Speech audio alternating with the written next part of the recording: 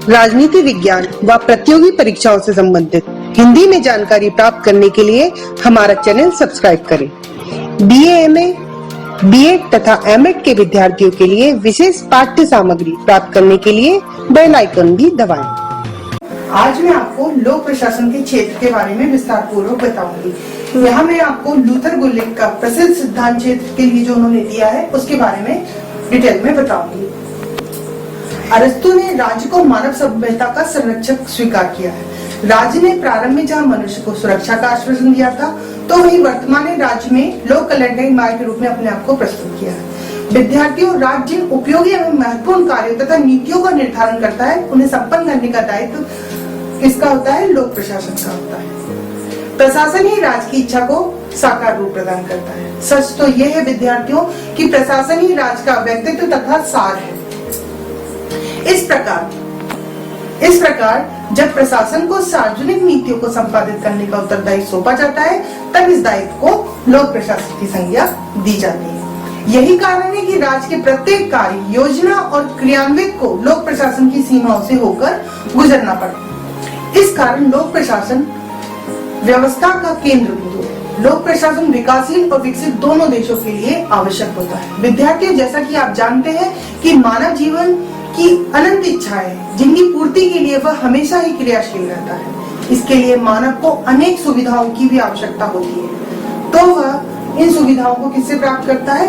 राज्य से प्राप्त करता है। जैसा कि आप जानते हैं कि राज्य का कार्य क्षेत्र दिन प्रतिदिन बढ़ता ही जा रहा है। मनुष्य के हर क्रियाकलाप में उसका साथ राज्य देता है। इसका प्रभाव लोक प्रशासन के क्षेत्र में पड़ता है। आज मनुष्य का प्रत्येक क्षण लोक प्रशासन के क्षेत्र की धरोहर बन गया है। विद्यार्थियों, यदि हम लोक प्रशासन क्षेत्र की बात करें तो अलग अलग विद्वानों ने इसे अलग अलग रूप से व्यक्त किया। यदि हम व्यापक दृष्टिकोण में देखें तो लोक प्रशासन का क्षेत्र में सरकार के तीनों अंगों के कार्यों का अध्ययन किया जाता है। मतलब व्यापक दृष्टिकोण के अंतर्गत कार्यपालिका, व्यवस्थापिका, न्यायपालिका जितने संबंधित कार्य होते हैं वो लोक प्रशासन के क्षेत्र के अंतर्गत आते हैं। वहीं यदि हम सीमित अध्ययन में देखें, दृष्टिकोण में देखें, तो कार्यपालिका की प्रशासकीय शक्तियों तक ही ये सीमित है। लूथर गुलिक का जो सिद्धांत है वो पोस्टकार, देखिए आप यहाँ पे मैंने लिखा है, पोस्टकार विचारधारा के नाम से जाना जाता है। हर एक शब्द का अपना एक यहाँ पर मीनिंग है। अब मैं यहाँ पे आपको डिटेल में बताऊंगी कि वो पोस्टकार विचारधारा क्या होती है। तो देखिए, P फॉर लूथर गुलिक बताना चाहते हैं कि P फॉर होता है प्लानिंग, यानी योजना बनाना। O फॉर होता है ऑर्गेनाइजेशन, मतलब संगठन। S फॉर होता है स्टाफिंग, यानी कर्मचारी। और D फॉर होता है डायरेक्शन, मतलब निर्देशन। और CO का मतलब है यहाँ पे कोऑर्डिनेशन, मतलब समन्वय करना।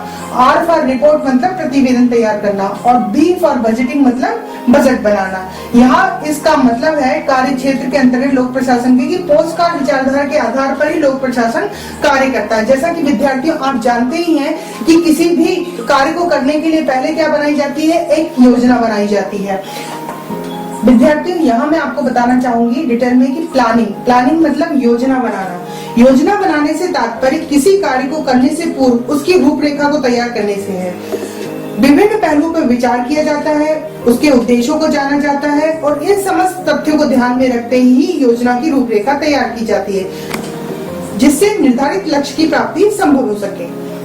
चलिए अब मैं आपको बताती हूँ ऑर्गेनाइजेशन मतलब संगठन क्या है। संगठन मतलब ऑर्गेनाइजेशन संगठन से तात्पर्य एक ऐसी व्यवस्था से जिसकी सहायता से प्रशासकीय कार्यों का विभाजन उचित ढंग से किया जाए, जिससे समस्त कार्यों को सही प्रकार से किया जा सके। अब हम बात करते हैं एस फॉर स्टाफिंग, मतलब कर्मचारी की। किसी कार्य के लिए अच्छी योजना और श्रेष्ठ प्रशासकीय अर्थ संगठन तब तक कोई महत्व नहीं रखता जब तक कि उसके कार्यकर्ता या कर्मचारी सही रूप से कार्य ना करें। इसके लिए सबसे इम्पोर्टेंट उन्होंने बताया है स्टाफिंग। और स्टाफिंग के अंतर्गत उनका प्रशिक्षण है, उनकी पदोन्नति है, वेतन वृद्धि है, कर्मचारियों का चयन है, आदि सारे कार्य किसमें आ जाते हैं? लोक प्रशासन के क्षेत्र के अंतर्गत आ जाते हैं। विद्यार्थियों, अब हम D फॉर डायरेक्शन मतलब होता है निर्देशन में प्रशासन में जब उपयुक्त निर्देशन की व्यवस्था न हो तब तक प्रशासन की सफलता क्या होती है? संदिग्ध रहती है। लोक प्रशासन में योग्य लोक सेवक उस समय तक अपेक्षित दायित्वों का निर्वहन नहीं कर सकते जब तक कि उनके कर्मचारियों को उचित नेतृत्व या निर्देशन प्रदान न किया गया। तो किसी भी कार्य को सुचारू रूप से करने के लिए सबसे पहले इम्पोर्टेंट क्या होता है? निर्देशन कि किस डायरेक्शन में कार्य सही ढंग से हो रहा है या नहीं हो रहा है। अब बात करते हैं हम कोऑर्डिनेशन की। अब हम बात करते हैं कोऑर्डिनेशन। कोऑर्डिनेशन का मतलब होता है समन्वय करना। विद्यार्थियों, आप जैसा कि जानते ही हैं कि प्रशासन का तात्पर्य क्या है, सामूहिक रूप से कार्य करने का है, जिसमें विभिन्न विभाग और उसके कर्मचारी क्या करते हैं विद्यार्थियों, कार्य करते हैं। प्रशासन में लगे इन कर्मचारियों और उनके विभागों को इस प्रकार मतलब तालमेल पूर्ण वो करवाना, कार्य करवाना कि उनमें क्या हो, आपस में टकराव और संघर्ष ना हो, इसके लिए बहुत जरूरी क्या होता है, कोऑर्डिनेशन होता है, और जो समन्वय के अंतर्गत आता है। विद्यार्थियों, आर फॉर रिपोर्टिंग। रिपोर्टिंग मतलब प्रतिवेदन तैयार करना। इसका तात्पर्य प्रशासकीय कार्यों की प्रगति के संबंध में उन लोगों की सूचनाएं बनाना या प्रशासन को उन लोगों की सूचनाएं देना जो कि लोकतंत्र के प्रति उत्तरदायी हैं। लोकतंत्री शासन व्यवस्था में प्रशासन अपने कार्यों के लिए जनता के प्रति उत्तरदायी होता है।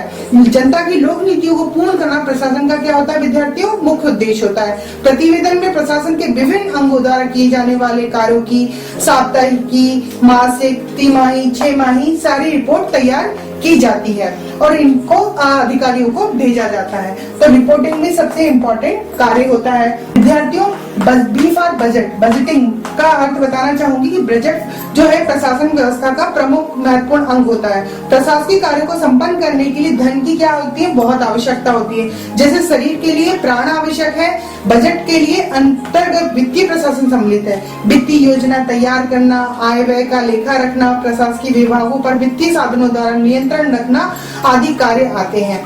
मैं डॉक्टर MP शर्मा के शब्दों में बताना चाहूंगी कि जिस प्रकार मानव शरीर की एक जैविकी रचना तथा उसका एक मनोविज्ञान होता है, ठीक उसी प्रकार प्रशासन का ढांचा फौज कार्य की सामान्य तकनीकी पर कार्य करता है। अगर आपको हमारा वीडियो पसंद आया है तो हमारा चैनल सब्सक्राइब करें, लाइक करें व बेल आइकॉन भी दबाएं। धन्यवाद।